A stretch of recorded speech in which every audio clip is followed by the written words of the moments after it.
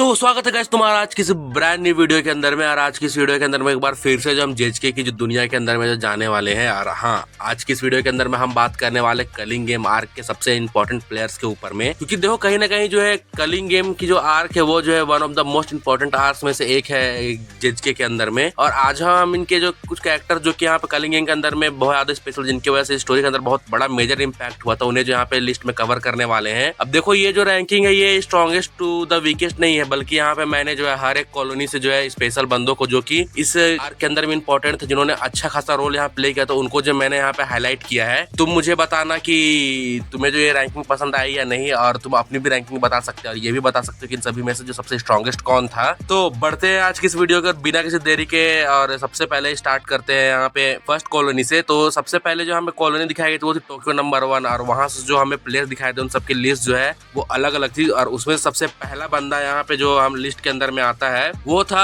Hiromi हिगुरुमा। अब देखो यहाँ पे हिगुरुमा जो था वो एक मॉडर्न डे सॉर्सर था, जो कि एक लॉयर भी था। और आपने जो ये जस्टिस का सिस्टम है जेएचके के अंदर में, उससे वो जो बिल्कुल तंग आ चुका था। जब उसकी जो कस्ट टेक्निक अवेकन होती है वो लिटरली एक कोर्ट रूम की तरह था। उसका डोमेन जो literally one of the most broken domains में से एक है, और उसकी जो एबिलिटी उसके थ्रू जो मिलती है वो भी जो है गजब की। अब देखो इसने जो है यहाँ पे यूजी के साथ में भी फाइट करी थी, और लास्ट में जो है गोजो को अनसील करने में भी इसने जो बहुत बड़ा इंपॉर्टेंट रोल प्ले किया था, जो कि यूजी के साथ में मिलकर जो है आगे सुकुना से फाइट करता है। तो देखो ये तो गाइस इंपॉर्टेंट प्लेयर था ही। और इसके बाद हम अगले यहाँ पे प्लेयर की बात करने वाले हैं, जो कि है रिगी स्टार। अब तुम्हें नहीं पता रिगी स्टार कौन है, तो भाई ये भी एक जो एनिसेंट प्लेयर था, जिसके पास में पावर थी कि वो जो है अपने कॉन्ट्रैक्ट के थ्रू जो है किसी भी चीजों को जो समन कर सकता था, यानी कि उसे जो उसके चीजों को पेपर में लिखना पड़ता था, जैसे उन पेपर्स को जलाता था, उसकी मदद से वो जो किसी भी चीज को जो रियलिटी में कन्वर्ट कर सकता था। और इसने जो मेगुमी से फाइट करी हुई है कलिंग गेम के अंदर में, हालांकि लास्ट के अंदर में हार जाता, फिर भी ये बहुत ज्यादा यहाँ पे पावरफुल प्लेयर था, जिसे मेगुमी ने बस किसी तरीके से ही हराया था।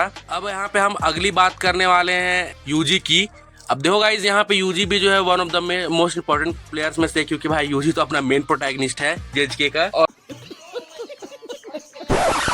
और इसने जो यहाँ पे हिगुरुमा से फाइट करी थी, इसके अलावा भी इसने बहुत सारे बंदों से यहाँ पे फाइट करी है टोक्यो कॉलोनी 1 के अंदर में। और इसने भी जो है यहाँ पे गेम के अंदर में एंटर इसलिए किया ताकि वो जो यहाँ पे गोजो को अनसील कर सके। और देखा जाए तो यहाँ पे यूजी इसलिए भी यूनिक था क्योंकि इसने जो कलिंग गेम में एंटर करने से पहले ही जो है इसे जो यहाँ पे कलिंग गेम में प्लेयर माना जा रहा था, जो कि कोगोने इसके पास से पहले से ही अवेलेबल था। और ये सब हुआ था गाइस सुकुना की वजह से, क्योंकि सुकुना जो है यहाँ पे कलिंग गेम के अंदर में केंजाकू के साथ जो है बाइंडिंग बार के थ्रू जो जुड़ चुका था, इसी वजह से यूजी भी जो इसका पार्ट ऑटोमेटिक बन गया था। और अगला जो यहाँ पे कलिंग गेम का प्लेयर है वो है मेगुमी। अब जैसे कि मैंने तुम्हें पहले बताया था, मेगुमी ने जो यहाँ पे रिगी स्टार से जो है फाइट करी थी और उसे जो डिफीट भी किया था। और उसका जो सबसे मेन गोल था, उसे अपनी बहन सुमिकी को जो है कलिंग गेम के इस ब्लड बैटल से जो निकालना था। इसी वजह से वो जो यहाँ पे ज्वाइन कर रहा था कि वो जो है गोजो को अनसील कर सके, अपनी बहन को जो कलिंग गेम से बचा सके। और टोक्यो कॉलोनी 1 के अंदर में जो last but not the least player जो कि हमें लास्ट में दिखाई गई थी वो थी गाइस हानाकुरु। अब देखो हानाकुरु जो है उसके अंदर में एक एंशिएंट सोर्सर जिसका नाम जो है एंजल है, वो जो है यहाँ पे रहता है, जो कि अपने होस्ट के साथ में जो सिम्बायोटिकली यहाँ पे रिलेशन क्रिएट करता है। अब देखो यहाँ पे जो एंजल है उसकी कस्ट टेक्निक इतनी ज्यादा ब्रोकन है कि वो किसी भी कस्ट टेक्निक को जो नलीफाई कर सकती है। और यूजी और मेगुमी जो है इसी को खोजते हुए जो है यहाँ पे आए थे। और फाइनली जो है जब रिगी स्टार से फाइट करने के बाद मेगुमी बहुत बुरी तरीके से घायल हो जाता था, हम देखते कि एंजल वहां पे आती है और वो जो है यहाँ पे मेगुमी को बचा लेती है। और इसने जो बहुत बड़ा इंपॉर्टेंट रोल प्ले किया था यहाँ पे गोजो की प्रिज्म रेलम से जो है निकलने में इसे मदद करी थी। किसी कस्ट टेक्निक ही ऐसी है कि किसी भी चीज को जो यहाँ पे नलीफाई कर सकता है। इसका जैकॉब्स लेडर तो गाइस किसी भी कस्ट स्पिरिट को वन शॉट में जो है खत्म कर सकता है। अब देखो ये तो थे गाइस यहाँ पे टोक्यो कॉलोनी 1 के अंदर के बंदे। अब हम जो है बात करने वाले टोक्यो कॉलोनी 2 के बंदों की, जो कि यहाँ पे सबसे पहले यहाँ पे बंदे का नाम आता है किंजी हकारी। अब देखो हकारी जो है यहाँ पे 3rd ईयर का स्टूडेंट था जेएचके हाई की तरफ, जिसे जेएचके हाई वालों ने जो निकाल दिया था उसकी हरकतों की वजह से। लेकिन फिर भी जो हम यहाँ पे देखते हैं कि वो यूजी और बाकी सारे लोगों के कहने पर जो है कलिंग गेम को ज्वाइन करता कि वो जो है यहाँ पे कासिमो को ढूंढ के उसके पॉइंट्स का यूज कर सके। और बिल्कुल ऐसा ही होता है। अब देखो इस बंदे ने भी जो है यहाँ पे इसीलिए ज्वाइन करता कि वो जो यहाँ पे कासिमो से यहाँ पे उसके पॉइंट्स ले सके और गोजो के यहाँ पे अनसील करवा सके। और इसके पास one of the most broken domains में एक है, जो कि मेरा one of the personal favourite domain भी है, जिसके बारे में किसी अगले वीडियो के अंदर बात करेंगे। फिलहाल हम बढ़ते अगले प्लेयर की ओर। तो अगला प्लेयर जो यहाँ पे था वो था पांडा। देखो पांडा जो है जेएचके हाई का जो 2nd ईयर का स्टूडेंट है, जो कि हकारी के साथ में यहाँ पे एंटर करता है ताकि वो जो गोजो को अनसील कर सके और यहाँ पे जो कासिमो से फाइट करता है। देखो गाइस हम यहाँ पे कासिमो की बात कर रहे हैं, तो 3rd नंबर पे जो बंदा जो कि टोक्यो कॉलोनी 2 के अंदर में था, वो था यहाँ पे हाजिमे कासिमो। देखो कासिमो जो है यहाँ पे एक एडिशन सोर्सर था जो कि 400 साल पहले जो है यहाँ पे जिंदा था, और वो जो सबसे स्ट्रॉन्गेस्ट बंदा था अपने एरा का, जो कि यहाँ पे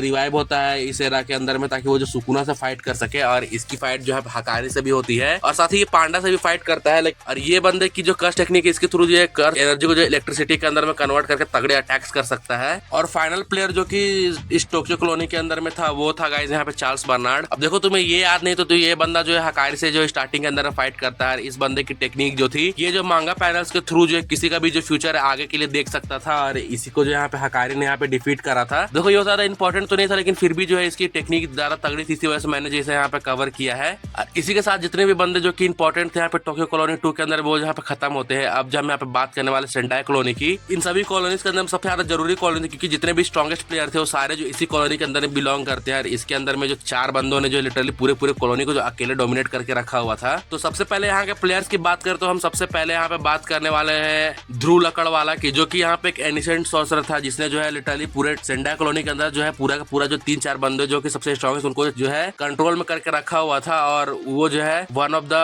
हाईएस्ट स्कोरर था कलिंग गेम के अंदर में। और सेकंड नंबर पे आता है यूटा, जो कि यहाँ पे जैसे जो एंटर करता है कॉलोनी के अंदर, वो जो ध्रुव लकड़वाला को मार के जो है वो बैलेंस को यहाँ पे डिस्ट्रॉय करता है, जिसकी वजह से हम यहाँ पे यूटा, रियू और उरो की जो फाइट देख पाते हैं, जिसे मैंने जो पहले इस वीडियो के अंदर में कवर करके रखा हुआ है। तो उस वीडियो को भी चेकआउट जरूर कर लेना। और यहाँ पे हम बात करें यूटा की, जो कि जेजेके हाई का जो है सेकंड ईयर स्टूडेंट है। ये भी एक स्पेशल ग्रेड बंदा है, जिसके पास में जो एक स्पेशल ग्रेड कर्स स्पिरिट है, जो कि रिका है, जो कि उसकी हमेशा मदद करती रहती है। और ये जो यहाँ पे कलिंग गेम के अंदर में पार्टिसिपेट करता, ताकि वो जो गोजो को अनसील कर सके। अब जो थर्ड नंबर पे बंदा आता है, उसका नाम था रियू इसागोरी। अब देखो ये भी जो एक एंशिएंट सॉर्सरर था, जो कि अपने बालों के थ्रू जो यहाँ पे कर्स एनर्जी को एक प्रोजेक्टाइल की तरह शूट कर सकता था। इसने जो यहाँ पे यूटा से फाइट करी हुई थी, और इसने जो है यूटा के साथ जो 3-वे डोमेन के अंदर में जो क्लैश भी किया था। अब अगले नंबर पे जो प्लेयर आते हैं, जिसका नाम था टाकाको उरो। अब देखो ये भी एक एनिसेंट सॉर्सरर थी, जो कि कैप्टन थी सन मून स्टार स्क्वाड की, जो कि एक असैसन्स का जो स्क्वाड, जो कि इलीट असैसन्स थे। अब इसने भी जो है यहाँ पे यूटा के साथ में जो गाइस 3-वे बैटल करी थी डोमेन की, जो इसमें जो रियू भी जो शामिल था। और ये जो है इस बंदे की जो कर्स टेक्निक है, वो जो है स्काई मैनिपुलेशन, जिसके थ्रू स्काई को जो एक सरफेस की तरह यहाँ पे कंट्रोल कर सकती है। हालांकि ये बाद में जाके यूटा से हार जाती है, लेकिन फिर भी जो है one of the most important players में से एक थी सेंडाई कॉलोनी की। और last but not the least, यहाँ पे एक गाइस एक स्पेशल ग्रेड कर्स स्पिरिट आता है, जिसका नाम भी कुरुरुशी था, जिसे यहाँ पे केंजाकू ने अपनी कर्स मैनिपुलेशन टेक्निक की मदद से जो फ्री कर दिया था। और ये जो बंदा एक कॉकरोच की स्पिरिट थी, जिसे जो है यहाँ पे कलिंग गेम के अंदर में जो है केंजाकू ने छोड़ दिया कि वो जो यहाँ पे प्लेयर्स को मार सके। और ऐसा ही होता, लेकिन यूटा ने लिटरली से 2-2 बार डिस्ट्रॉय कर दिया था। और इसी के साथ में गाइस यहाँ पे जो है कॉलोनी नंबर 2 के भी जितने प्लेयर्स थे वो भी खत्म हो जाते हैं। अब हम बात करते हैं last but not the list colony की, जो की थी साकुराजामी कॉलोनी। अब देखो इसके अंदर मुझे ज्यादा इंपॉर्टेंट कैरेक्टर्स नहीं थे, फिर भी यहाँ पे जो कुछ ऐसे नोटिसेबल प्लेयर्स थे, जिसकी वजह से ये कॉलोनी इंपॉर्टेंट हो जाती है। तो सबसे पहले जो इस कॉलोनी के अंदर जो प्लेयर्स, उनमें सबसे पहला बंदा आता है नोरितोशी कामो। अब देखो ये भी जो है एक जेजेके हाई का जो है सेकेंड या थर्ड ईयर का स्टूडेंट है, जो कि कामो क्लैन का जो है नेक्स्ट लीडर बनने वाला था। लेकिन इसके जो यहाँ पे धोखा हो जाता है, जहाँ पे केंजाकू जो है इसके क्लैन वालों को जो है अपनी तरफ कर लेता है, और वो जो है नेक्स्ट क्लैन का लीडर बन जाता है। अब देखो कामो के पास में जो है one of the most broken technique, यानी कि ब्लड मैनिपुलेशन की टेक्निक थी, जो कि कामो क्लैन से बिलोंग करते हैं। ये जो कलिंग गेम के अंदर में एंटर करता, ताकि वो जो यहाँ पे गोजो को अनसील करने में मदद कर सके। अब हम यहाँ पे सेकंड बात करने वाले जो प्लेयर था, उसका नाम था नायोया जेनिन। अब देखो यहाँ पे जब माकी की अवेकनिंग स्टार्टिंग के अंदर में हुई थी, जब माकी ने जो है पूरे के पूरे जेनिन क्लैन को खत्म किया, तो वहाँ पे जो है नायोया भी जो है माकी के माँ के हाथों जो मारा जाता है। लेकिन जब वो मरता है नॉर्मल वेपन की मदद से, तो वो जो है कर्स स्पिरिट के रूप में जो है इवॉल्व हो जाता है। क्योंकि जेजेके के अंदर में ये रूल है कि अगर कोई भी बंदा जो है, जो कि एक सॉर्सरर, अगर वो जो नॉर्मल वेपन्स के अंदर मरता है, तो वो जो एक कर्स स्पिरिट के रूप में जो यहाँ पे रिबॉर्न हो जाता है। यही जो नायोया के साथ में हुआ था, जिसकी वजह से वो कर्स स्पिरिट बनकर जो है साकुराजिमा जो कॉलोनी उसके अंदर में एंटर करता, ताकि वो जो माकी से बदला ले सके। और इसीलिए जो वो इस कॉलोनी के अंदर में एंटर कर जाता है। अब इसके बाद फिर जो थर्ड नंबर पे जो बंदा आता है, उसका नाम था रोकोजुशी मियो। अब ये जो है एक एनिसेंट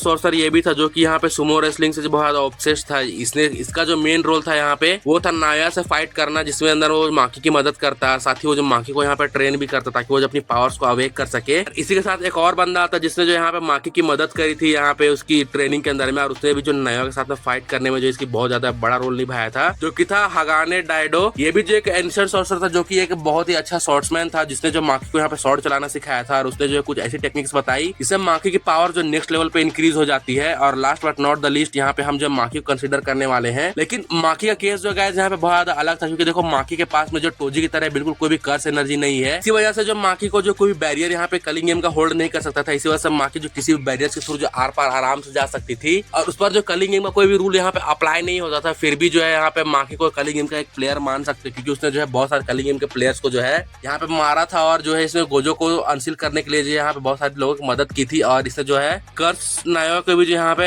मारा था, जो कि इसने जो है इन दोनों बंदों की मदद के साथ में किया था। तो टेक्निकली तुम यहाँ पे कह सकते हो कि माकी एक ग्लिच है जो कलिंग गेम के लिए, जिसके अंदर कोई भी रूल जो है अप्लाई नहीं होते हैं। तो तुम मुझे बताना कैसे तुम जो है माकी को यहाँ पे कलिंग गेम का प्लेयर मानते हो या नहीं। अपने ओपिनियंस मुझे कमेंट्स के अंदर जरूर बताना और अगर तुम्हें वीडियो यहाँ तो तुम्हें वीडियो जरूर पसंद आएगी। तो आज की वीडियो को गाइस बस इतना ही। तो जाने से पहले वीडियो को लाइक करो, चैनल को सब्सक्राइब करो। बाकी मैं तो मिलता है किसी और ब्रांड से। Thanks for watching.